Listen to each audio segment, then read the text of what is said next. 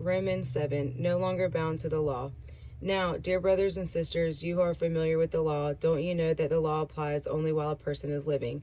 For example, when a woman marries, the law binds her to her husband as long as he is alive, but if he dies, the laws of marriage no longer apply to her.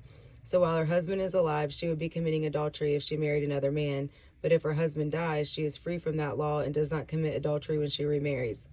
So, my dear brothers and sisters, this is the point. You died to the power of the law when you died with Christ, and now you are united with the one who was raised from the dead.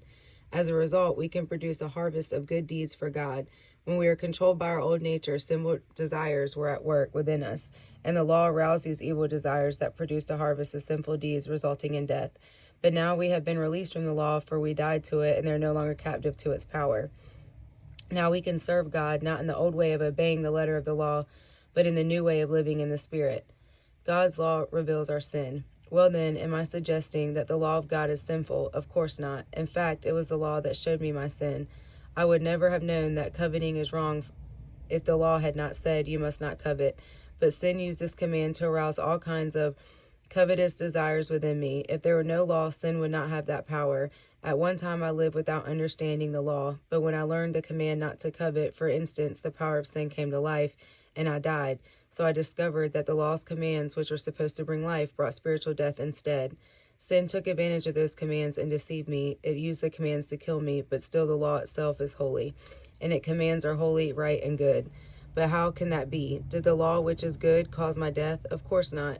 Sin used what was good to bring about my condemnation to death, so we can see how terrible sin really is. It uses God's good commands for its own evil purposes. Struggling with sin.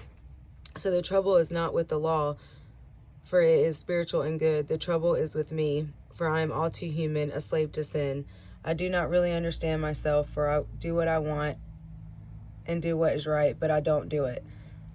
Instead, I do what I hate. But if I know that what I'm doing is wrong, this shows that I agree that the law is good. So I'm not the one doing wrong. It is sin living in me that does it. And I know that nothing good lives in me, that is, in my sinful nature. I want to do what is right, but I can't. I want to do what is good, but I don't. I don't want to do what is wrong, but I do it anyway. But if I do what I don't want to do, I am not really the one doing wrong. It is the sin living in me that does it. I have discovered this principle of life, that when I want to do what is right, I inevitably do what is wrong.